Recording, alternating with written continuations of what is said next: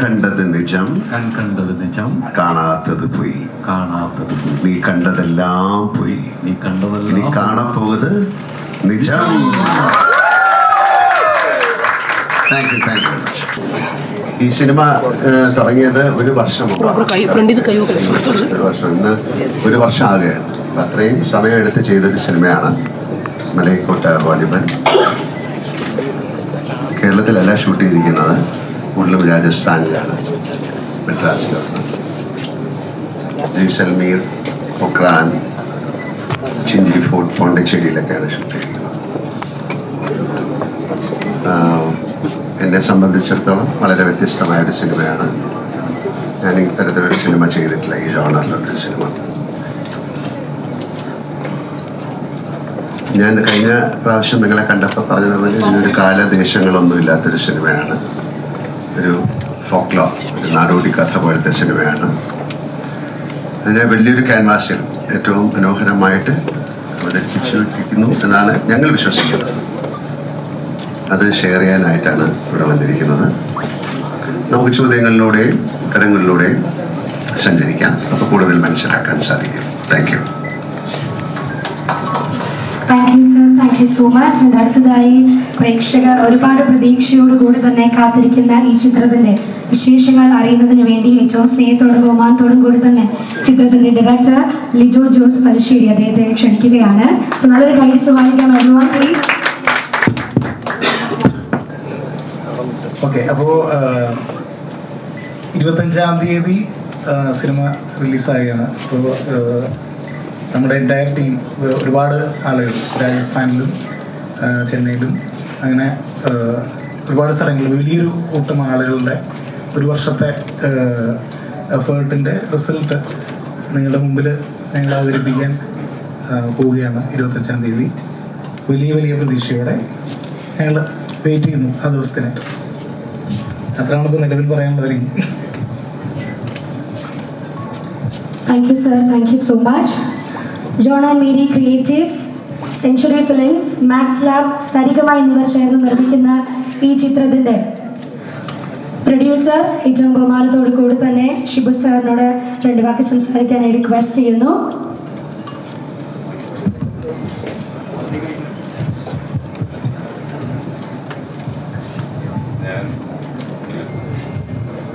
Hello. ഞാൻ രാഷ്ട്രീയത്തിൽ പലപ്പോഴും പത്രസമ്മേളനം നടത്താറുണ്ട്. പക്ഷേ ഇതുപോലൊരു പത്രസമ്മേളനം എന്നെ സംബന്ധിച്ചിടത്തോളം ആദ്യത്തെ അനുഭവമാണ്. മാത്രവുമല്ല, എത്രത്തോളം ഈ സിനിമയെക്കുറിച്ച് ആകാംക്ഷയുണ്ട് എന്നുള്ളതാണ് ഈ ഒരു പ്രസ് കോൺഫറൻസ് വഴി ബോധ്യപ്പെടുന്നത്. ഒരു കാര്യം ഞാൻ പറയാൻ ആഗ്രഹിക്കുന്നു. നിങ്ങൾ ഏതൊക്കെ നിലയിലാണ് ഈ സിനിമയെ വീക്ഷിക്കുന്നതെന്ന് എനിക്കറിയില്ല. ഹൈപ്പുണ്ട്, എല്ലാ കാര്യങ്ങളും വലിയ എക്സ്പെക്റ്റേഷനുണ്ട്. പക്ഷേ ഇതിൻ്റെ ഭാഗമാകാൻ സാധിച്ചത് എന്നെ സംബന്ധിച്ചിടത്തോളം ഒരു ഭാഗ്യമായി ഞാൻ കാണുകയാണ്. ഒരു പ്രതിഭയും പ്രതിഭാസവും ഒത്തുകൂടുന്ന ഈ സംരംഭത്തിന് അതിൻ്റെതായിട്ടുള്ള യുണീക്നെസ് ഉണ്ട്, അതിൻ്റെ ഒരു യൂണിവേഴ്സ് ഉണ്ട്. ഇത് മോഹൻലാലിൻ്റെ പെർഫോമൻസ് ഓറിയൻറ്റഡ് ആയിട്ടുള്ള തിയേറ്ററിൽ നിർബന്ധമായി കാണേണ്ട ഒരു ഫാമിലി ഓഡിയൻസിനടക്കം പെർഫോമൻസ് ആസ്വദിക്കുന്ന എല്ലാവർക്കും വേണ്ടിയുള്ള ലിജോയുടെ ഒരു സിനിമയാണ്. അതിനപ്പുറത്തേക്ക് വിശദാംശങ്ങൾ ഇവരുള്ള എല്ലാവരും പറയും. എനിക്ക് വീണ്ടും ഇടാനുള്ളത് മലയാളം സിനിമയിൽ ഇന്നവരെ കണ്ടിട്ടില്ലാത്ത നിലയിലേക്ക് തിയേറ്ററിൽ പോയി കാണുന്ന ഒരു എക്സ്പീരിയൻസ്, അപൂർവമായിട്ടുള്ള ഒരു എക്സ്പീരിയൻസ് നൽകുന്ന ഒരു സിനിമ ആയിട്ടാണ് ഞാൻ ഇതിനെ കാണുന്നത്. Thank you sir, thank you so much. പ്രേക്ഷകർ ഉറ്റുനോക്കുന്ന ഈ ചിത്രത്തിന്റെ കഥ റഫീഖ് സാറാണ് രചിച്ചിരിക്കുന്നത്. സോ അദ്ദേഹത്തോട് സംസാരിക്കാനായിട്ട് റിക്വസ്റ്റ് ചെയ്യുന്നു. എല്ലാവർക്കും നമസ്കാരം. നമ്മളിവിടെ കൂടിയിരിക്കുന്ന എല്ലാ ആളുകളും എല്ലാവരും ഈ മലൈക്കോട്ടെ വാലിബൻ എന്ന ചിത്രത്തിൻ്റെ മറ്റ് കാര്യങ്ങൾക്ക് വേണ്ടി സഹകരിക്കണം. എല്ലാവരുടെയും സ്നേഹവും സഹകരണവും ഉണ്ടാവണം. എനിക്ക് പ്രധാനമായിട്ട് പറയാനുള്ളത്, നമ്മളൊരു വിൻറ്റേജ് ബ്യൂട്ടി മലയാളത്തിന് സമ്മാനിക്കാൻ പോകുന്ന ഒരു ചിത്രമായിരിക്കും ഇത്. മലയാളത്തിൻ്റെ സിനിമയുടെ ചരിത്രത്തിൽ അടയാളപ്പെടുത്താൻ പോകുന്നൊരു സിനിമയായിരിക്കും. വ്യക്തിപരമായിട്ട് എന്നെ സംബന്ധിച്ചിടത്തോളം വളരെ വലിയൊരു അവസരവും സ്ക്രീനിൽ മാത്രം പരിചയിച്ചിട്ടുള്ള നമ്മുടെ ഇന്ത്യൻ ആക്ടേഴ്സിൽ ഒരു വലിയ നടൻ്റെ അദ്ദേഹത്തെ അടുത്ത് നിന്ന് കാണാനും പരിചയപ്പെടാനും അതായത് മറ്റൊരു സിനിമയിൽ സഹകരിക്കാനും സാധിച്ചു എന്നുള്ളതാണ്. ലിജോ ആയിട്ട് എനിക്ക് എൻ്റെ ഒരു മൂന്നാമത്തെ സിനിമയാണിത്. ഈ സിനിമ പൂർണ്ണമായിട്ടും അദ്ദേഹത്തിൻ്റെ മനസ്സിലുള്ള എൻ്റെ എല്ലാ കാര്യങ്ങളും അദ്ദേഹത്തിൻ്റെ മനസ്സിലുള്ളതാണ്. അദ്ദേഹമായിട്ട് ഞാൻ എൻ്റെ ഭാഷ ആയിട്ട് അതുമായിട്ട് സഹകരിച്ചെന്ന് മാത്രമേ ഉള്ളൂ. എൻ്റെ കയ്യിൽ എൻ്റെ മെറ്റീരിയലും ലാംഗ്വേജാണ്. അദ്ദേഹത്തിന് വേണ്ട ഒരു സാധനം കൊടുക്കാൻ വേണ്ടിയിട്ട് സഹകരിച്ചെന്ന് മാത്രമേ ഉള്ളൂ. എല്ലാ അർത്ഥത്തിലും എല്ലാവരും പറഞ്ഞ പോലെ തന്നെ മലയാള സിനിമയുടെ ചരിത്രത്തിൽ അടയാളപ്പെടുത്താൻ പോകുന്ന ഒരു സിനിമയായിട്ട് മലയക്കോട്ടെ വാലിബൻ മാറും. സ്നേഹം. Thank you so much. And ഈ ചിത്രങ്ങളുടെ എല്ലാ വിശേഷങ്ങളും തന്നെ ഏറ്റവും സ്നേഹത്തോടു കൂടി സോഷ്യൽ മീഡിയയിൽ പങ്കുവച്ചിട്ടുള്ള ഒരാൾ കൂടിയാണ് നമ്മളുടെ സ്വന്തം ഹരീഷ് പേരടി. സോ അദ്ദേഹത്തോട് ഈ ചിത്രത്തിൻ്റെ വിശേഷങ്ങളെ കുറിച്ച് തന്നെ ചോദിക്കാവുന്നതാണ്. So please. ഹലോ, നമസ്കാരം. എന്നെ സംബന്ധിച്ചിടത്തോളം ഈ മലയക്കോട്ടെ വാലിബൻ എന്ന് പറയുന്നത് ഒരു ഇരട്ടി മധുരമാണ്. കാരണം ഞാൻ ലാലേട്ടൻ്റെ കൂടെയുള്ള 6ാമത്തെ സിനിമയാണ് എൻ്റെ. ഈ 6 സിനിമകളിൽ 5 സിനിമകളിലും വളരെ ഇമ്പോർട്ടൻ്റ് ആയ ക്യാരക്ടറായിരുന്നു ചെയ്യാൻ ഭാഗ്യം ലഭിച്ചിരുന്നു. അപ്പോൾ അതിൻ്റെ അവസാനം സംഭവിച്ചതായിരുന്നു മലയാള സിനിമയെ മുഴുവനായും ഔട്ട്ഡോറിലേക്ക് പറിച്ചു നട്ട ഓളവും തീരവും എന്ന സിനിമ റീമേക്ക് ചെയ്യുന്നു. MT സാറിൻ്റെ 10 കഥകളുടെ ഭാഗമായി പ്രിയൻ സാർ ചെയ്യുന്നു. അപ്പോൾ പ്രിയൻ സാർ ഒരു ദിവസം രാത്രി വിളിക്കുന്നു. അതിലേറ്റവും ഇമ്പോർട്ടൻ്റ് ആയ ലാൽ സാർ ചെയ്യുന്നത് മധു സാർ ചെയ്യുന്ന ക്യാരക്ടറാണ്.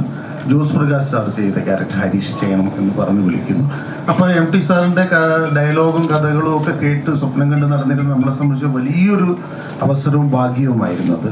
അപ്പം അത് കഴിഞ്ഞ് അതിൻ്റെ ഒരു ഹാങ് ഓവർ തീരുന്നതിന് മുമ്പെയാണ് ഇയാളുടെ കൂടെ എത്തേണ്ട സമയമായല്ലോ എന്ന് നിയമയവും ജല്ലിക്കെട്ടൊക്കെ കണ്ടപ്പോൾ ഇങ്ങനെ തോന്നിയിരുന്നു മനസ്സിൽ. അപ്പോഴാണ് അദ്ദേഹം ലിജു വിളിക്കുന്നത്. അത് അതിലേറെ വലിയൊരു ഭാഗ്യം. അതാണ് ഞാൻ ഇതിന് ഇരട്ടി മധുരം എന്ന് വിശേഷിപ്പിച്ചത്. വീണ്ടും ലാലേട്ടനോടൊപ്പം ആരും കൊതിക്കുന്ന, ഏതൊരു ആക്ടർ കൊതിക്കുന്ന ഒരു കഥാപാത്രം തന്നെ തന്ന് വീണ്ടും അദ്ദേഹത്തോടൊപ്പം കുറേ മാസങ്ങളോളം, സാധാരണ നമ്മളൊരു സിനിമയിൽ 3-4 ദിവസം കഴിഞ്ഞ് വരുന്നു, പോകുന്നു, വീണ്ടും ജോയിൻ ചെയ്യുന്നു, അങ്ങനെയല്ലാതെ ഒരു കൊല്ലത്തിൻ്റെ തുടക്കത്തിൽ തന്നെ ഒരു 5-6 മാസത്തോളം പ്രതിഭയോടും പ്രതിഭാസത്തോടും ഒപ്പം തന്നെ ഇങ്ങനെ ഇടുക്കി ചേർന്ന് പ്രവർത്തിക്കാൻ സാധിച്ചു എന്നുള്ളതാണ് ഏറ്റവും വലിയ സന്തോഷമായ കാര്യം. ബാക്കി നമുക്ക് സംസാരിക്കാം. Thank you so much, and may I request to Sonali, so you can say a few words about Philip, please. Namaskaram. I'm absolutely thrilled to be a part of this. I'm a huge fan of Mohanlal sir, a huge fan of Lijo sir's work, and I think for a Malayalam film, it can't get bigger than this, having the grandeur of Lal sir and the absolutely amazing content and vision of Lijo sir.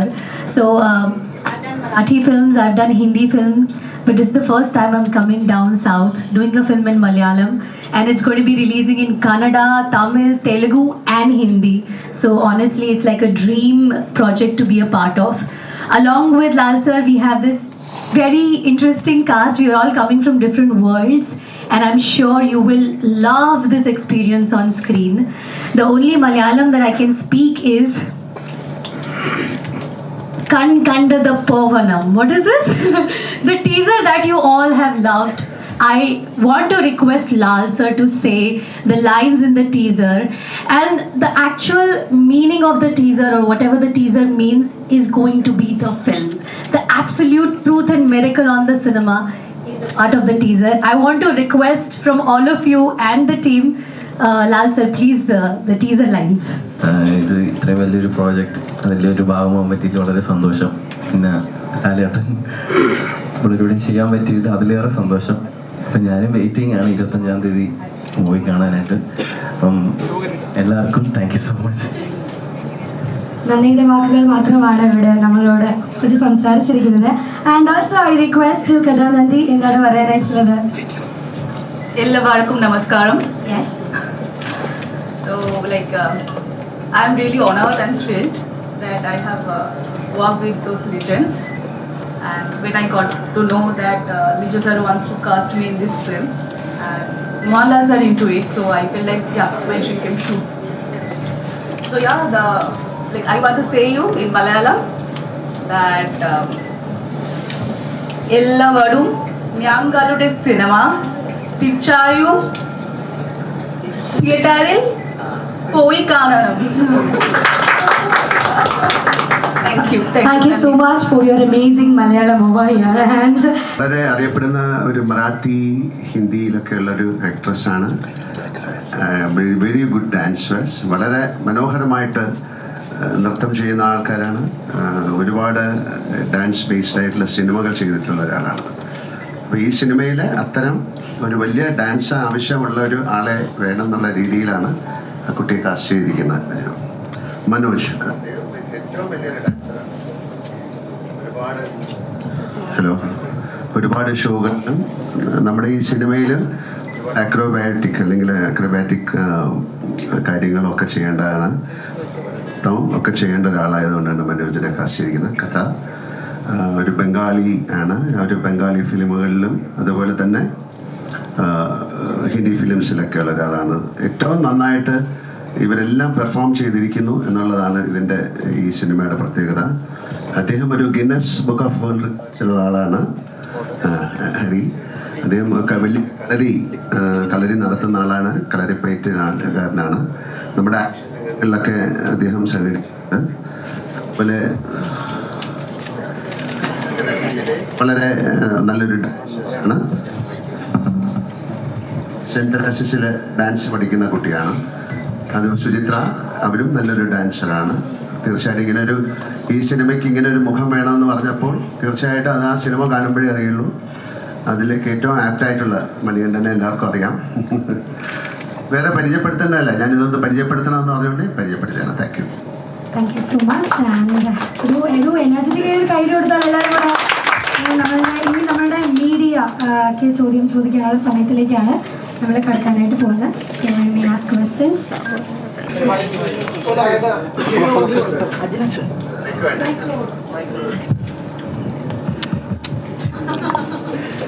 ഇപ്പോൾ ലാലേട്ടൻ ലിജോസ് പല്ലിശ്ശേരി ഈ രണ്ട് കോമ്പിനേഷനുകളും മലയാളികൾ മാത്രമല്ല all India wait ചെയ്ത് നിൽക്കുന്ന ഒരു combination കൂടിയാണ്. അപ്പോൾ ഞാൻ ആ വാക്ക് ഉപയോഗിക്കുകയാണ്, ഒരു പുതുമ. കാരണം ലാലേട്ടൻ ഇതിനു മുമ്പ് ചെയ്തിട്ടില്ല എന്ന് കഴിഞ്ഞ നേരിൻ്റെ പ്രൊമോഷനൊക്കെ വന്നപ്പോൾ പറഞ്ഞാണ്. അപ്പോൾ ലാലേട്ടൻ ഏറ്റവും കൂടുതൽ എക്സൈറ്റ് ചെയ്യിച്ചൊരു ഫാക്ടർ എന്താണ്?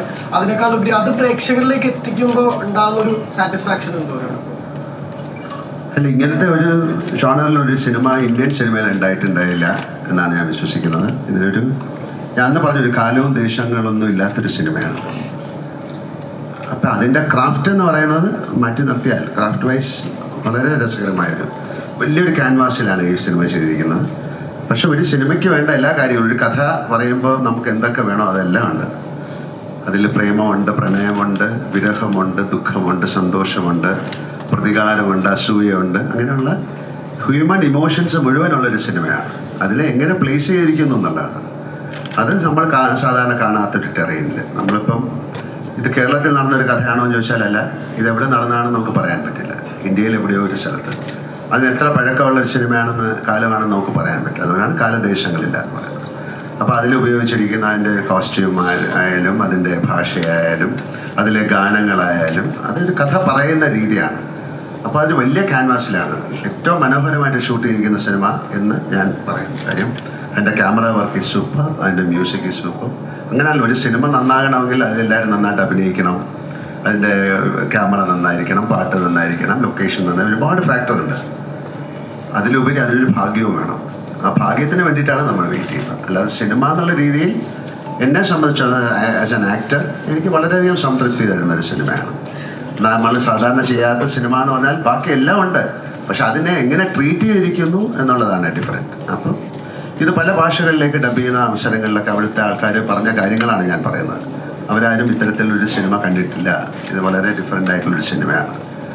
അപ്പോൾ എൻ്റെ അടുത്ത് ഈ കഥ പറയുന്ന സമയത്തും ഇതിങ്ങനെയാണ് ചെയ്യാൻ പോകുന്നത് പറയുന്ന സമയത്തൊക്കെ ഉള്ള ഒരു ആക്ടർ എന്നുള്ള രീതിയിൽ എൻ്റെ ഒരു എന്താണ് അതിലേക്ക് എടുത്തു ചാടിയത് അതുകൊണ്ടാണ്.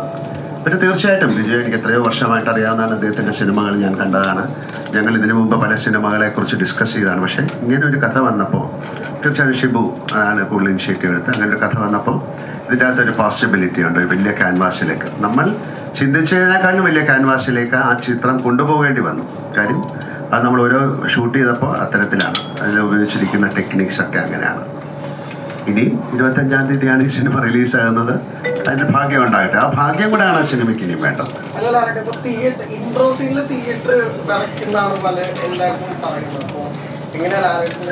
ഇനി വിറയ്ക്കുമോ എന്നൊക്കെ എനിക്ക് പറയാൻ പറ്റില്ല, കുഴപ്പമില്ല എന്ന് തോന്നുന്നു. അങ്ങനെയല്ലല്ലോ, ഒരു പ്രസൻറ്റ് ചെയ്യുന്ന രീതിയാണല്ലോ. ഇൻട്രഡക്ഷൻ എന്ന് പറയുന്നത് ആ സിനിമയിൽ ഒരാളെ കാണാൻ കാത്തിരിക്കുമ്പോൾ അയാളെ പ്രസൻറ്റ് ചെയ്യുന്ന ഒരു ത്രില്ലാണ്, അതൊരു സ്കില്ലാണ്. ആ സ്കില്ല് ഈ സിനിമയിൽ ഉണ്ടായിരിക്കാം.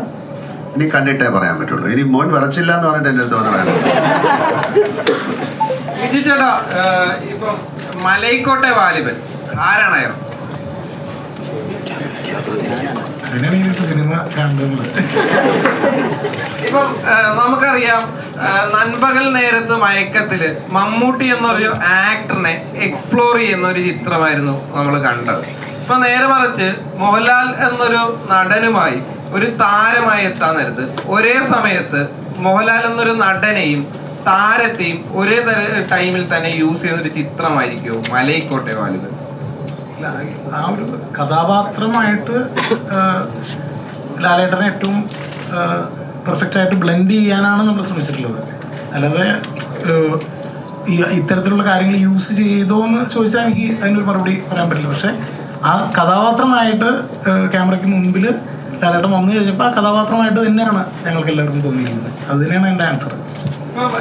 ചേട്ടൻ സൂചിപ്പിച്ചിരുന്നു ലാലേട്ടന്റെ ഇൻട്രോ കാണാൻ നേരത്ത് എന്താണ് അദ്ദേഹം ആ ചിത്രത്തെ തിയേറ്ററിന്റെ പുറത്ത് നിന്നായിരിക്കും അത് ആസ്വദിക്കുക. കാരണം തിയേറ്റർ ഇങ്ങനെ കുലുങ്ങും, അത് കാണാൻ വേണ്ടിയാണെന്ന് പറഞ്ഞിരുന്നു. അപ്പം യഥാർത്ഥത്തിൽ ഈ മലൈക്കോട്ടെ വാലിബൻ തിയേറ്റർ ഇളക്കി മറിക്കുമോ? കുലുങ്ങുന്ന കാര്യം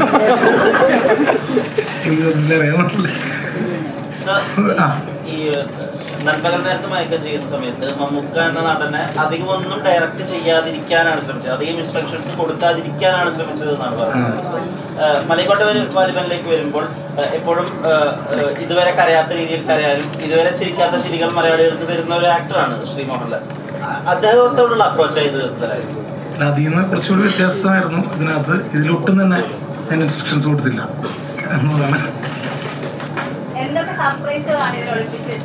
സർപ്രൈസ് അല്ലേ?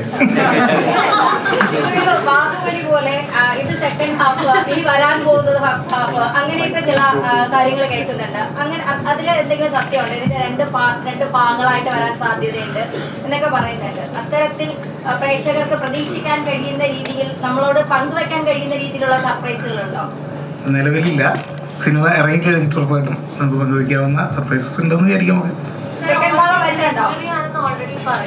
ഏതാണ്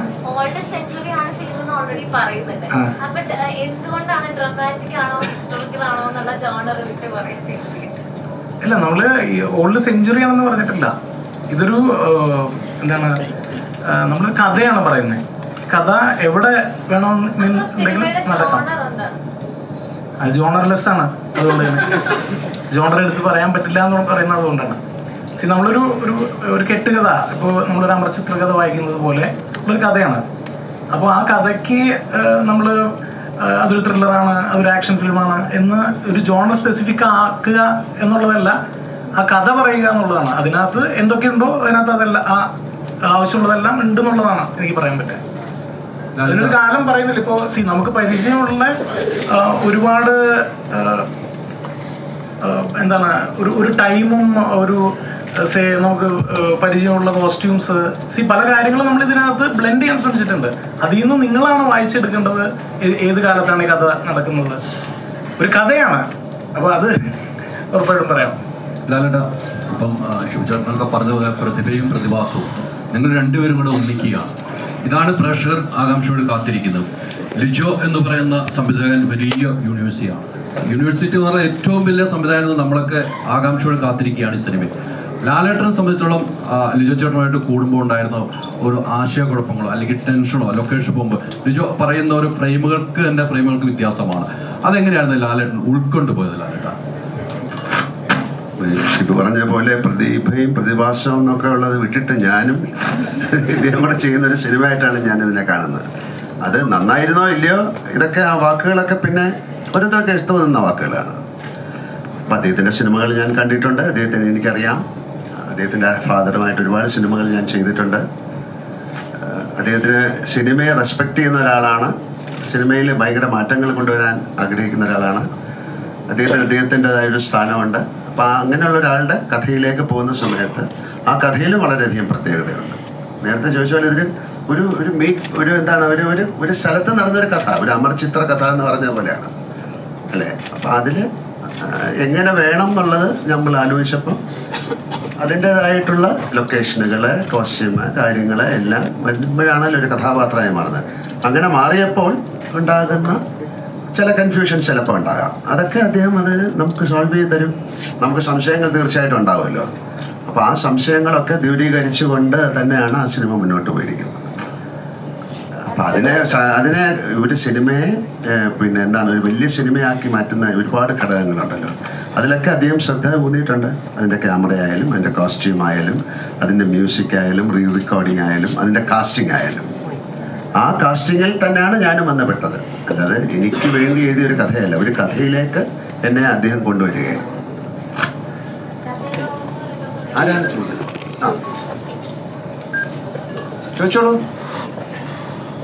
മോഹൻലാൽ ലിജോ പല്ലിശ്ശേരി കൂട്ടുകെട്ടിനെ പറ്റി പറയുമ്പോൾ എല്ലാവരും എടുത്തു പറയുന്ന സിനിമ കാണാനിരിക്കുന്ന പോലെ തന്നെ എടുത്തു പറയുന്ന ഒരു കാര്യം, മോഹൻലാൽ പുതിയ കാല സംവിധായകരോടൊപ്പം പുതിയ സമയങ്ങളും പുതിയ രീതിയിൽ സിനിമ കാണുന്നവരോടൊപ്പം വരാൻ പോകുന്നതിന്റെ തുടക്കമായിട്ട് മലൈക്കോട്ടെ വാലിബൻ എന്ന് പറയുന്നുണ്ട്. ആ രീതിയിൽ പുതിയ കഥയല്ല, പഴയ കഥയാണ്. എന്നാലും പുതിയ രീതിയിൽ സിനിമ സമീപിച്ച ഒരാളാണ് അദ്ദേഹം. അതിലേക്ക് നമ്മളും ബ്ലെൻഡായി എന്നുള്ളതാണ്. അങ്ങനെയൊന്നും പറയാൻ പറ്റില്ല. ഇപ്പൊ അടുത്ത സിനിമ ഇത് കഴിഞ്ഞിട്ട് വേറെ സിനിമ ചെയ്തിട്ട് നിങ്ങൾ പറഞ്ഞില്ലേ നിങ്ങൾ തുടക്കമാണ്, അങ്ങനെയല്ലല്ലോ. അങ്ങനെ ഒരു സിനിമ വന്നപ്പോൾ എനിക്കത് ചെയ്യാൻ പറ്റി. വളരെ ഡിഫറെൻ്റ് ആയിട്ടുള്ളൊരു സിനിമ വന്നു കഴിഞ്ഞാൽ ചെയ്യും. നമുക്കും കൂടെ താല്പര്യം വരണമല്ലോ. ഇപ്പം നമ്മളോട് പലരും ഒരു കഥ വന്ന് പറഞ്ഞിട്ട് അത് ഇഷ്ടമായില്ലെന്ന് പറഞ്ഞാൽ ദേഷ്യപ്പെട്ടിട്ട് കാര്യമില്ല. നമുക്കൂടെ ഇഷ്ടം, നമുക്കും തെറ്റുകൾ പറ്റാം. നമ്മൾ ചില തിരഞ്ഞെടുക്കുന്ന കഥകൾ ശരിയായിരുന്നില്ല. പക്ഷേ ചില കഥകൾ വളരെയധികം നമ്മളെ എക്സൈറ്റ്മെൻറ്റ് ഉണ്ടാക്കും. അത്തരത്തിൽ എക്സൈറ്റ്മെൻറ്റ് ഉണ്ടാക്കിയ ഒരു സിനിമയാണിത്. പിന്നെ അവിടെ ചെല്ലുമ്പോൾ ആ സിനിമ വീണ്ടും വളരെയധികം നന്നായിട്ട് ഗ്രോ ചെയ്യുമ്പോൾ നമ്മളും അതിലേക്ക് അറിഞ്ഞോ അറിയാതെയോ പെട്ടുപോവുകയാണ്. അപ്പം ആ ഒരു പെടൽ അത് വളരെ ബ്യൂട്ടിഫുള്ളായിരുന്നു. അപ്പം അതുകൊണ്ടൊരു നല്ല സിനിമയാകും. അതുകൊണ്ട് ഇനി വരുന്നതെല്ലാം മറ്റേ മലൈക്കോട്ടെ വാലിബൻ പോലെയുള്ള സിനിമയാണെന്ന് പറയാൻ പറ്റില്ല. ആസ് ആൻ ആക്ടർ എനിക്ക് കഥാപാത്രങ്ങൾ കിട്ടുക എന്ന് പറയുന്നത് ഒരു ഭാഗ്യമാണ്. അല്ല, ഞാൻ നാളെ എണീറ്റ് മലൈക്കോട്ടെ വാലിബൻ എന്നൊരു സിനിമ ചെയ്യണം എന്ന് ആഗ്രഹിച്ചാൽ പറ്റില്ലല്ലോ. It has to come to me. അതാണ് ആക്ടേഴ്സ് എന്ന് പറയുന്നത്. നമുക്ക് ചോയ്സ് ഒന്നുമില്ല, നമുക്ക് വരുന്നത് ചെയ്യണം. പക്ഷെ അതിൽ നമുക്ക് വളരെ നല്ല രസകരമായിട്ടുള്ള സിനിമകൾ വരിക എന്ന് പറയുന്ന ഒരു ആക്ടറിനെ സംബന്ധിച്ചിടത്തോളം ഭാഗ്യമാണ്. അപ്പോൾ ആ ഒരു ഭാഗ്യമായിട്ടാണ് ഞാൻ ഈ സിനിമയെ കാണുന്നത്.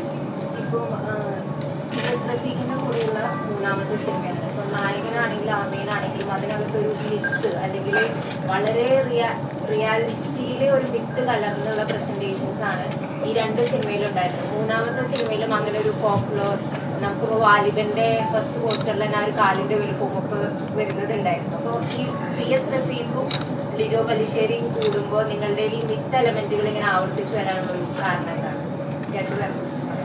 ഞങ്ങൾ അത്തരം കഥകളിൽ ഒരുപാട് ഭ്രമിക്കുന്ന ആൾക്കാരാണ്. അത്തരം കഥകൾ കേൾക്കാനും സംസാരിക്കാനും ചർച്ച ചെയ്യാനും കൂടുതൽ ഇഷ്ടപ്പെടുന്ന ആളുകളാണ്. അപ്പോൾ റഫീഖിൻ്റെ ഏറ്റവും സ്ട്രോങ് പോയിന്റ് എന്ന് പറയുന്നത് റഫീഖിൻ്റെ വൊക്കാബുലറി, റഫീഖ് എഴുതുന്ന വരികൾ. ഇപ്പോൾ ഇതിനകത്ത് 3-4 പാട്ടുകളുടെ ഒറിജിനൽ കമ്പോസിഷൻ എന്ന് പറയുന്നത് റഫീഖിൻ്റെയാണ്. പിന്നെ അതിൽ മ്യൂസിക് പ്രോഗ്രാമിങ്ങും അറേഞ്ച്മെൻറ്റുമാണ് പ്രശാന്തിൻ്റെ ഇൻവോൾവ്മെൻ്റ് ഉള്ളത്. അപ്പോൾ പാട്ടുകളും തിരക്കഥയും അതിലെ സംഭാഷണവും ഒക്കെ നമുക്ക് ഒരു വിശ്വസനീയമായ തരത്തിലുള്ള ഭാഷ ഉപയോഗിക്കേണ്ട ഒരു ആവശ്യമുണ്ടായിരുന്നു. അപ്പം അത്തരത്തിൽ ഒരാളെ എനിക്ക് ഏറ്റവും അടുത്ത് പരിചയമുള്ള, എനിക്ക് ഏറ്റവും അടുത്ത് ഇടപഴകി അത് മെറ്റീരിയലൈസ് ചെയ്യാൻ പറ്റുന്ന ഒരാളാണ് റഫീഖ്. അതുകൊണ്ട് തന്നെ പുള്ളി ഓർമ്മിച്ച് ഇതിനെപ്പറ്റി ഇതിൽ വർക്ക് ചെയ്തു എന്നുള്ളതാണ് എനിക്ക് പറയാൻ പറ്റുന്നത്. അത്രേ ഉള്ളൂ. അദ്ദേഹം പറഞ്ഞ കറക്റ്റ്. ഞങ്ങൾ അങ്ങനെയുള്ള കഥകൾ പറയാനും കേൾക്കാനും ഇഷ്ടമുള്ള ആൾക്കാരാണ്. വളരെ നേരത്തെ തുടങ്ങി. ഞാൻ ലിജോയെ പരിചയപ്പെടുന്നിട്ട് തന്നെ 20 വർഷത്തോളം കഴിഞ്ഞിട്ടുണ്ട് ഏതാണ്ട്. അന്നാണ്ട് ആ കാലം മുതൽ തന്നെ ഞങ്ങൾ അങ്ങനെയുള്ള കഥകൾ കേൾക്കാനും, ഈ റിയാലിറ്റി എന്ന് പറഞ്ഞാൽ നമ്മളെ പഠിപ്പിക്കുന്നൊരു സാധനം കൂടിയാണ് ഈ റിയാലിറ്റി. അപ്പോൾ അതിന് ഉള്ള ഒരു എസ്കേപ്പും കൂടിയാണ് അത്തരം കഥകൾ ചിന്തിക്കലും പറയലോ.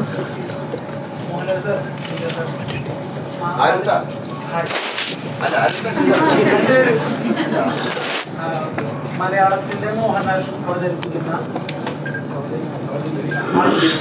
മലയാളത്തിന് മോഹൻലാൽ അവതരിക്കുന്ന ലിജോ ജോസ് പെല്ലിശ്ശേരി സിനിമ മലൈക്കോട്ടെ വാലിബൻ കേൾക്കുമ്പോൾ തന്നെ നല്ലൊരു പഞ്ചാണ്, രോമാഞ്ചം എന്നൊക്കെ പറയും. അപ്പോൾ ഇറ്റ്സെൽഫ് നിങ്ങൾ രണ്ട് ബ്രാൻഡ് സെറ്റ് ചെയ്ത് വെച്ചിട്ടുണ്ട് ത്രൂ ഔട്ട് ഈ കരിയറിൽ. അത് പ്രേക്ഷകർക്ക് കൊടുക്കുന്നത് ഒരു വലിയ ഹൈപ്പാണ്. സോ പോസ്റ്ററിലും ആ ഹൈപ്പ് ഹൈലൈറ്റ് ചെയ്തിട്ട് തന്നെയാണ് അണിയറ പ്രവർത്തകരും ചെയ്തിട്ടുണ്ടാവുക. അപ്പോൾ ഈ സിനിമയിൽ അണിയറ പ്രവർത്തകർക്കുള്ളൊരു വലിയ വിശ്വാസമാണ് ഈ ഹൈപ്പ് ഇറ്റ്സെൽഫ് ക്രിയേറ്റ് അവർ ചെയ്യുമ്പോൾ നമുക്ക് മനസ്സിലാവുന്നത്. ഇപ്പോൾ ഹൈപ്പ് ക്രിയേറ്റ് ചെയ്തിട്ട് വലിയ പ്രതീക്ഷയിൽ വന്നിട്ട് പാളിപ്പോയ സിനിമകളിൽ പ്രേക്ഷകർ ഇത്ര ഹൈപ്പ് വിചാരിച്ചതാണ് പ്രശ്നം എന്നൊക്കെ പറഞ്ഞ് കുറ്റപ്പെടുത്തി കേട്ടിട്ടുണ്ട്. പക്ഷേ ഈ സിനിമയ്ക്ക് ഇത്ര ഹൈപ്പുണ്ട്. അപ്പോൾ ഈ ഹൈപ്പിനെ എങ്ങനെയാണ് നോക്കി കാണുന്നത് എന്നുള്ളതാണ് ചോദ്യം. അതായത് ഹൈപ്പ് എന്ന് പറയുന്ന ഒരു സംഗതി, അപ്പോൾ നമ്മൾ ഓരോ ഇപ്പോൾ ഒരു പോസ്റ്റർ ഇറക്കുന്നു അല്ലെങ്കിൽ ഒരു ടീസർ ഇറക്കുന്നു, അപ്പോൾ അതിനെ അതിൻ്റെ ചുറ്റുപാടും ഉണ്ടാകുന്ന ആ സിനിമയെ സംബന്ധിച്ച ചർച്ചകളും അതിനെക്കുറിച്ചുള്ള ഹൈപ്പുമാണ് നിങ്ങൾ സംസാരിക്കുന്നത്. പക്ഷേ ഞാൻ പറയുന്നത് നമ്മളൊരു സിനിമ ഉണ്ടാക്കിയിട്ട് അതിനെക്കുറിച്ച് അതെങ്ങനെയാണോ എക്സ്പ്രസ് ചെയ്യേണ്ടത് അതാണ് നമ്മൾ വെളിയിൽ വിടാൻ ശ്രമിക്കുന്നത്. അപ്പോൾ അതിന് നോർമലി ഉണ്ടാകുന്ന ഹൈപ്പ് അതിന് ഞങ്ങൾ എത്ര തടഞ്ഞു വെച്ചാലും അതിന് ഉണ്ടാകും. അപ്പോൾ അത് ഓക്കെ, ഞങ്ങൾ ഹൈപ്പ് ക്രിയേറ്റ് ചെയ്യാൻ ഒരിക്കലും ഉദ്ദേശിക്കുന്നില്ല എന്ന് പറഞ്ഞുകൊണ്ട് നമുക്കൊന്നും ചെയ്യാൻ പറ്റില്ല. അത് നാച്ചുറലി വരുന്ന ഒരു കാര്യമാണ്. അത് ഇതുപോലൊരു സിനിമയെ സംബന്ധിച്ച് ആവശ്യമാണെന്ന് ഞാൻ കരുതുന്നു. കാരണം അതുപോലൊരു ഒരു തരത്തിൽ ആളുകൾ അതിലേക്ക് എത്തണം, തിയേറ്ററിലേക്ക് എത്തണം എന്ന് ഞങ്ങൾ ആഗ്രഹിക്കുന്നുണ്ട്. അതുകൊണ്ടാണ് അത് നിങ്ങളും ആഗ്രഹിക്കുന്നുണ്ടെന്ന് ഇപ്പോൾ പറയുന്നത് കേൾക്കുമ്പോൾ ഞാൻ വിശ്വസിക്കുന്നു. അപ്പം അത് തന്നെയാണ് ഹൈപ്പ്. ഞാൻ അതിനൊരു മറുപടി പറഞ്ഞോട്ടെ. ആ ചോദ്യത്തിൽ തന്നെ ഉത്തരവുണ്ട്. മോഹൻലാലും ലിജോയും ചെയ്യുമ്പോൾ എന്താണ് പ്രോഡക്റ്റ് എന്നുള്ളത് ആ ഉത്തരവ് അതിനകത്ത് തന്നെ ഉണ്ട്. പിന്നെ ഹൈപ്പ് എന്ന് പറഞ്ഞാൽ നിങ്ങൾ ഏത് അർത്ഥത്തിലാണ് അതിനെ വീക്ഷിക്കുന്നത് എന്നുള്ളത് വ്യത്യസ്തമാണ്. പക്ഷേ അതിൻ്റെ ആ രണ്ടുപേരുടെയും സ്ട്രെങ്ത് എന്താണെന്നും എല്ലാം അറിയാം. അതെല്ലാം ഉൾപ്പെടുന്ന ഒരു പ്രോഡക്റ്റ് തന്നെയാണ് നമ്മുടെ മുമ്പിലേക്ക് വരുന്നത്. ഇതിനു മുമ്പ് മിസ്റ്റർ ശിവ പറഞ്ഞ പോലെ ഒരു തിയേറ്റർ എക്സ്പീരിയൻസ് ആണ് ഈ സിനിമ. തിയേറ്ററിൽ തന്നെ കാണുന്ന ഒരു സിനിമയാണ്. കാര്യം ഞാനൊരു സിനിമ തിയേറ്ററിൽ കാണാൻ ഇഷ്ടപ്പെടുന്ന ആളാണ്. ഏത് സിനിമയായാലും സിനിമ പല മീഡിയത്തിൽ ഇപ്പോൾ കാണാം. പക്ഷെ ഞങ്ങൾക്ക് ഈ സിനിമ നിങ്ങൾ തിയേറ്ററിൽ പോയി കാണണമെന്നൊരു വാശിയും കൂടെ ഉണ്ട്. കാര്യം അതിന് വേണ്ടിയിട്ടാണ് ഈ ഒരു വർഷം ഞങ്ങൾ കഷ്ടപ്പെട്ടത്, അല്ലേ? അത് നന്നാകാൻ സാധ്യതയുള്ളൊരു സിനിമ ആയതുകൊണ്ടാണ് അത്തരത്തിൽ വലിയൊരു ക്യാൻവാസിൽ ഇത്രയും ക്യാമറ വർക്കായാലും അതിൻ്റെ മ്യൂസിക് ആയാലും അതൊരു എക്സ്പീരിയൻസ് ആക്കി മാറ്റാൻ വേണ്ടിയിട്ട് തീർച്ചയായിട്ടും പല ഒരു പ്രൊഡക്ഷൻ നടക്കുമ്പോൾ നമ്മളൊരു പ്രോഡക്റ്റ് കൊടുക്കുമ്പോൾ എല്ലാത്തിനും അഡ്വർടൈസ്മെൻ്റ് എന്ന് പറയുന്ന സാധനമില്ലല്ലോ. അത് നന്നാകാം, മോശമാകാം. പക്ഷെ അത് ആദ്യം വരുമ്പം മോശം സിനിമ എന്ന് പറയുന്നത് നമുക്ക് ചെയ്യാൻ പറ്റില്ലല്ലോ. ഇതാ വരുന്ന ഒരു നല്ല സിനിമ എന്ന് പറഞ്ഞേ ചെയ്യാൻ പറ്റുള്ളൂ. ആ സിനിമയുടെ ജാതകം പിന്നെ എന്തായി മാറും എന്നുള്ളതല്ല. പക്ഷെ ഇതിൽ നമ്മൾ വിശ്വസിക്കുന്ന ഇതിൽ ഞങ്ങളിതെല്ലാം നന്നായിട്ട് ചെയ്തു എന്നുള്ളതാണ്. കാര്യം ഇതിൻ്റെ ഒരു പോസിബിലിറ്റി അത്രയാണ്. നമുക്ക് ഇത് വേറെ ഭാഷകളിലൊക്കെ ഡബ് ചെയ്ത സമയത്ത് അവർക്കൊക്കെ ഞാൻ നേരത്തെ പറഞ്ഞ പോലെ അവർക്കൊക്കെ ഇങ്ങനെ ഒരു സിനിമ ഇന്ത്യയിൽ ആദ്യമായിട്ട് ഉണ്ടായി എന്ന് തോന്നിപ്പിക്കാവുന്ന രീതിയിലാണ് ആ സിനിമ ചെയ്തിരിക്കുന്നത്. ഇത് വലിയൊരു അവകാശവാദമൊന്നുമല്ല. നമ്മൾ വർക്ക് ചെയ്ത ഒരു ടെറയിലും കാര്യങ്ങളും അതിൻ്റെ മ്യൂസിക്കും നമ്മൾ കണ്ട സിനിമയും ഒക്കെ വരുമ്പോൾ നമുക്ക് തന്നെ സന്തോഷം തരുന്നൊരു സിനിമയാണ്. അപ്പോൾ തീർച്ചയായിട്ടും ആ ഹൈപ്പ്, പിന്നെ ഈ പ്രതീക്ഷ എന്താണെന്ന് നമുക്ക് പറയാൻ പറ്റില്ല. പ്രേക്ഷകൻ്റെ പ്രതീക്ഷ എന്താണെന്ന് അതൊരു അറിഞ്ഞുകൂടാത്തൊരു കാര്യമാണ്. ആ ഒരു പ്രതീക്ഷയുടെ കുറച്ച് താഴെ ആയാൽ പോലും സഹിക്കും. അതിൽ ഏറ്റവും താഴെ പോയി കഴിഞ്ഞാൽ അവർ സഹിക്കില്ല. പക്ഷെ ആ പ്രതീക്ഷ എന്താണെന്ന് അറിയില്ല. പക്ഷെ ഞങ്ങളുടെ പ്രതീക്ഷയിൽ ഈ സിനിമ നല്ല സിനിമയായിരിക്കും. അതുകൊണ്ട് മെസ്സേജ് ഇതാണ്: ഒരു മുൻവിധിയോടും കൂടി ഈ സിനിമയെ സമീപിക്കരുത്. തുറന്ന മനസ്സിൽ ഒരു തിയേറ്ററിക്കൽ എക്സ്പീരിയൻസുമായിട്ട് നിങ്ങളെത്തുക. ഷൂ സാർ എവിടെയാണ്? നല്ലൊരു രാഷ്ട്രീയക്കാരനാണ്, മന്ത്രിയായിരുന്നിട്ടുണ്ട്. അതുകൊണ്ടാണ് തോറ്റിരിക്കുന്നത്. അല്ല, തോൽവിയും പരാജയവും സിനിമ പോലെ തന്നെയാണ്. രാഷ്ട്രീയവും തോൽവിയും പരാജയമൊക്കെ ഒരുപോലെയാണ്. പക്ഷെ ലിജോ ചേട്ടൻ്റെ അടുത്തോ ലാലേട്ടനോട് ചോദിച്ചാൽ ഒരു കാര്യങ്ങൾ കൃത്യമായിട്ട് ഈ സിനിമയെക്കുറിച്ച് പറയാത്ത രണ്ട് കാര്യങ്ങൾ എൻ്റെ മനസ്സിലുണ്ട്. ഒന്നാമത്, ലിജോ ചേട്ടൻ എല്ലാം ഒളിച്ചു വെച്ചാണ്, ഒരു സസ്പെൻസും പുറത്തു വിടില്ല. അത് എന്ത് കുത്തി ചോദിച്ചാലും പറയില്ല എന്നുള്ള 100% ഉറപ്പുള്ളതാണ്. നമുക്ക് ഇത് കണ്ട് കഴിയുമ്പോൾ നമുക്ക് ഇഷ്ടപ്പെട്ട രഹസ്യം പരസ്യമായിട്ടാണ് ചോദിക്കുന്നത്. രഹസ്യം എത്ര നാളുകൂടെ ഇങ്ങനെ ഒന്ന് ഇരിക്കണമെന്ന് ഞാൻ ആലോചിക്കുന്നത്. മമ്മൂക്കാടെ പടം ആണെങ്കിൽ പോയി ഇരിക്കാൻ പറ്റില്ല, ലാലേട്ടൻ്റെ പടത്തിലാണ് ഇവിടെ വന്നിരിക്കുന്നത്. ഈ പറഞ്ഞതുപോലെ നമുക്ക് ഇതിൻ്റെ ഒരു സെക്കൻഡ് പാർട്ട് വേണം എന്ന് നമ്മൾ അവകാശപ്പെടുകയാണ് തിയേറ്റർ സിനിമ കണ്ടതിന് ശേഷം. അത് പ്രൊഡ്യൂസർ തന്നെയാണ് വിചാരിക്കുന്നത്, പിന്നീടാണ് വരുന്നത്. അങ്ങനെ ഒരു അവകാശം ഉന്നയിച്ചാൽ ഷിബു എന്ന രാഷ്ട്രീയ പ്രവർത്തകൻ, ഈ സിനിമാ പ്രവർത്തകൻ എന്ന് പറയും? എൻ്റെ രാഷ്ട്രീയ അനുഭവത്തിൽ നിന്ന് ഞാനൊരു കാര്യം പറയാം. കള്ളം പറയല്ലെന്നേ ഉള്ളൂ, എല്ലാ സത്യവും വിളിച്ചു പറയണമെന്ന് എങ്കിലും പറഞ്ഞിട്ടില്ല. അതുകൊണ്ട് വ്യക്തമാക്കാൻ കഴിയുന്നില്ല. അതൊക്കെ വലിയ ഒരു സർപ്രൈസ് എന്ന് പറയുന്നത്. അതിപ്പോ നേരത്തെ മുൻകൂട്ടി പറഞ്ഞാൽ പിന്നെ സർപ്രൈസ് ഉണ്ടോ? സിനിമ കണ്ടതിന് ശേഷം ആ ഒരു തീരുമാനത്തിലേക്ക് എത്താൻ പറ്റും ഒരിക്കലും. അങ്ങനെയല്ലേ ചോദിച്ചതും? അല്ല, അത് തന്നെയാണ് ഞാൻ ചോദിക്കുന്നത്. കണ്ടിട്ട് പറയാം ഇതിന് വേണോ, സെക്കൻഡ് പാർട്ട് വേണോ വേണ്ടോ എന്നുള്ളത്. അതെ, അല്ല ഫസ്റ്റ് തന്നെ വേണോ വേണമെന്നുള്ളത് പിന്നല്ലേ സെക്കൻഡ്. ഫസ്റ്റ് എന്തായാലും വേണമല്ലോ. ഇതിന്റെ ഒരു കാര്യം കൂടി ചോദിക്കുകയാണ്. അല്ല, പരസ്യമായിട്ട് തങ്ങൾ ചെയ്ത സിനിമകളല്ല, നമുക്കറിയാം അവാർഡ് മൂവി പോലെ ചെയ്യുന്നുണ്ട്. അത് ഫെസ്റ്റിവലിലാണെങ്കിലും ഹൗസ്ഫുൾ ആവുന്നു. ആ സിനിമകൾ തന്നെ തിയേറ്ററിലും വലിയ ഹൗസ്ഫുൾ ആവുന്നു. വലിയൊരു മാജിക്കാണ് താങ്കൾ.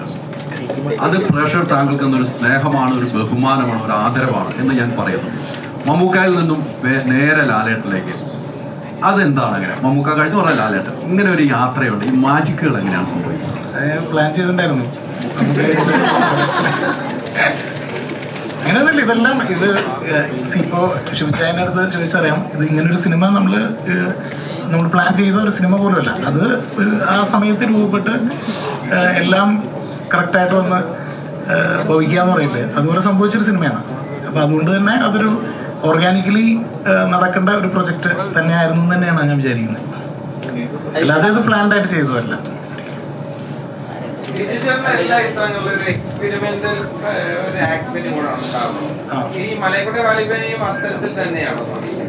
കുറച്ച് ഒളിപ്പിച്ചു വെച്ചിട്ടുണ്ട്.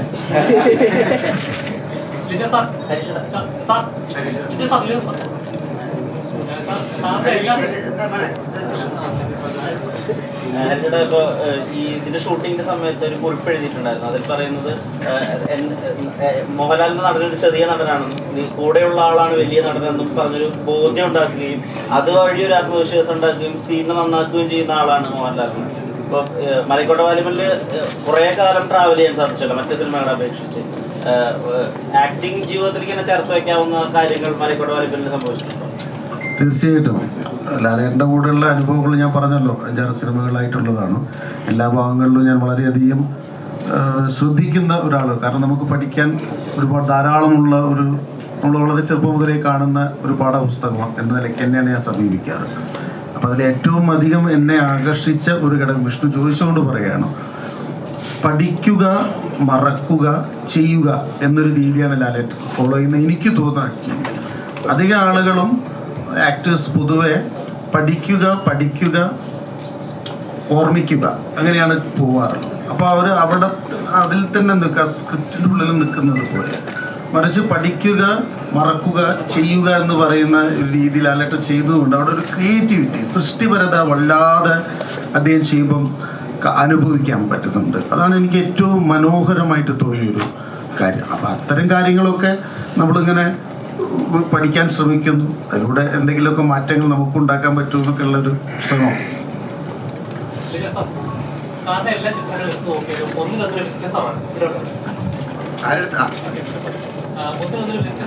ഒരു പാറ്റേൺ ഫോളോ ചെയ്യുക അല്ലെങ്കിൽ അവനവന്റെ ക്രിയേറ്റിവിറ്റി ഒന്നിനൊന്നോ സാമ്യം തോന്നാത്ത ലെവലിലാണ് ഓരോ ചിത്രങ്ങളും. അതെല്ലാം തന്നെ മലയാള സിനിമയെ വലിയൊരു മാർക്ക് ഉണ്ടാക്കിയിട്ടുണ്ട്. ഇപ്പം ലാലേട്ടൻ തന്നെ പറഞ്ഞു ഇന്ത്യൻ സിനിമയെ കണ്ടിട്ടുള്ള വളരെ വ്യത്യസ്തമായ ഒരു ചിത്രമായിരിക്കും. മലയാളത്തിൽ വാലിബൻ ഇന്ത്യൻ സിനിമ മേക്കിങ്ങിൽ ഒരു മാർക്കാവുന്നു. അത് ഒരിക്കലും ഞാനിപ്പോൾ അങ്ങനെ പറഞ്ഞു കഴിഞ്ഞാൽ ഭയങ്കര ബോറായിരിക്കില്ലേ. അതായത് ഇത് ഇന്ത്യൻ സിനിമയിൽ ഒരു മാർക്കായിരിക്കും എന്ന് ഞാൻ പറയുന്നു. ഞാൻ പറയുന്നത് നാച്ചുറലി സംഭവിക്കട്ടെ. അത് ആളുകൾ കണ്ട് അവർ വിലയിരുത്തേണ്ട ഒരു കാര്യമല്ലേ. ഞാനൊരിക്കലും എൻ്റെ വർക്ക് കഴിയുമ്പോൾ ഇത് കലക്കും എന്ന് ഞാൻ പറയുന്നതിൽ അർത്ഥമില്ലല്ലോ. അപ്പം അങ്ങനെ ആവട്ടെ, അങ്ങനെ ആവണമെന്നാണ് ഞങ്ങൾ ആഗ്രഹിക്കുന്നത്. ഈ ഒരു ഇത്തരം സിനിമകളിൽ മുന്നേ ഞാൻ ചെയ്തിട്ടില്ല എന്ന് പറയുന്നത് അത് മാറ്റി നിർത്തിയാൽ ബാക്കി എന്തൊക്കെ കാര്യങ്ങളാണ് ഈ സിനിമ ചെയ്യണം എന്ന് തോന്നിപ്പിച്ചത്? ഇല്ല, ഞാൻ ഇത്തരം എന്ന് പറഞ്ഞാൽ ഈ ഒരു ടെറൈന്, ഈ ഒരു കോസ്റ്റ്യൂമ്, ഈ ഒരു പ്രസൻറ്റേഷന് അങ്ങനെയാണല്ലോ. ഈ കഥ ലോകത്ത് എല്ലായിടത്തും വന്ന കഥ തന്നെ ആയിരിക്കാം അല്ലേ. ഞാൻ നേരത്തെ പറഞ്ഞ പോലെ ഇതിലെല്ലാം ഹ്യൂമൻ ഇമോഷൻസ് ഉള്ളൊരു സിനിമയാണ് അല്ലെ. മലൈക്കോട്ടെ വാലിബൻ എന്ന് പറഞ്ഞാൽ ആ സിനിമ കാണുമ്പോൾ തന്നെ അറിയാം അദ്ദേഹം എന്താണ്, ഒരു യോദ്ധാവാണ് എന്ന് നിങ്ങൾക്ക് വേണമെങ്കിൽ ആലോചിക്കാം. എല്ലാവിധ ഇമോഷൻസ് ഉള്ളൊരു സിനിമയാണ്. അതിലെങ്ങനെ പ്രസൻറ്റ് ചെയ്തിരിക്കുന്നു എന്നുള്ളതിലാണ് അതിൻ്റെ സർപ്രൈസ്. പിന്നെ തീർച്ചയായിട്ടും അതിൽ അപ്പം അദ്ദേഹത്തിൻ്റെ എല്ലാ സിനിമകളിലും അതിൻ്റെ ക്ലൈമാക്സ് എന്ന് പറയുന്നത് നമ്മൾ പ്രതീക്ഷിക്കുന്ന പോലെ ആയിരിക്കില്ല. പ്രേക്ഷകൻ ഒരുപക്ഷെ പ്രതീക്ഷിക്കാത്ത തരത്തിലൊരു കാര്യം വരുമ്പോഴാണല്ലോ അതിനൊരു ഡിഫറൻസ് ഉണ്ടാകുന്നത്. ഈ ചിത്രത്തിലും അതുപോലെ ഒരു ഡിഫറൻസ് ഉണ്ടാകാം, ഇല്ലാതാകാം. അതാണ്. അപ്പം അത് ഞങ്ങൾക്ക് മാത്രം അറിയാവുന്നൊരു കാര്യമാണ്. അതിപ്പോൾ അങ്ങനെ പെട്ടെന്ന് പറയാൻ പറ്റില്ല. കാര്യം ഇതെല്ലാം പറഞ്ഞിട്ട് അയ്യോ ഇതായിരുന്നോ എന്ന് ചോദിക്കാൻ പാടില്ലല്ലോ. നിങ്ങളും കൂടെ ഷെയർ ചെയ്യണമല്ലോ. നിങ്ങളും പിന്നെ ഈ എൻ്റെ മുമ്പിൽ ഇരിക്കുന്ന ഓരോരുത്തരും ആ സിനിമയെ കാണുന്ന ഓരോ തരത്തിലാണ്. ഞാൻ കാണുന്ന പോലെ അല്ലല്ലോ നിങ്ങളൊരു സിനിമ കാണുന്നത്. അപ്പം നിങ്ങളാണ് അതിൻ്റെ അഭിപ്രായം പറയേണ്ടത്. ഞങ്ങളൊരു വർഷം കുറച്ച് ആൾക്കാർ ചേർന്ന് ഒരു കാര്യം നിങ്ങളുടെ മുമ്പിലേക്ക് തരികയാണ്. എന്നിട്ട് ഞങ്ങൾ പറയുന്നു ഇത് നല്ല കാര്യമാണ്. അത് ഞങ്ങളെ വിശ്വസിച്ച് നിങ്ങൾ കണ്ടിട്ട് അത് നിങ്ങൾക്ക് ഇഷ്ടമായില്ലെങ്കിൽ അത് മോശമെന്ന് പറയും. പക്ഷേ 1000 പേരിൽ 800 പേർക്കും ഇഷ്ടമായാൽ അത് വളരെ നല്ല കാര്യമാണ്. അങ്ങനെ 800 പേർക്കും ഇഷ്ടമാകട്ടെ എന്നൊരു പ്രാർത്ഥനയോട് കൂടിയാണ് ഞങ്ങൾ ഈ സിനിമ നിങ്ങൾക്ക് തരുന്നത്. സമയപരിധി തന്നെ നമ്മളുടെ പ്രസ് മീറ്റ് നമ്മളിവിടെ കൺക്ലൂഡ് ചെയ്യുകയാണ്. അപ്പം ഏറ്റവും സന്തോഷത്തോടു കൂടി തന്നെ സഹകരിച്ച് നമ്മളുടെ എൻറ്റയർ ടീമിനും അതുപോലൊപ്പം തന്നെ മീഡിയ പ്രവർത്തകർക്കും ഈ ഒരു അവസരത്തിൽ പറഞ്ഞ് നന്ദി അറിയിച്ചു.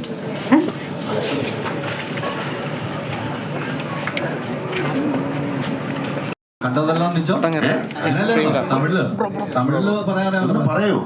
അപ്പൊ നമ്മളിന്ന് മനസ്സിലാവുമല്ലോ. എനിക്കില്ലേ ഒരു ഡയലോഗ് പറയണമെങ്കിൽ ഒരാൾ പറഞ്ഞു തന്ന് അത് മനസ്സിലായി. അല്ലല്ല നിങ്ങൾ കണ്ടതല്ലേ. അല്ല അങ്ങയുടെ വായിൽ നിന്ന് കേൾക്കാൻ എനിക്കൊരാഗ്രഹം ഒന്ന് പറഞ്ഞു നോക്കി പറയാം. എന്നാ എനിക്കൊന്ന് കണ്ടത് നിജം കാണാത്തത് പോയി നീ കണ്ടതെല്ലാം പോയി നീ കാണപ്പോകുന്നത് നിജം.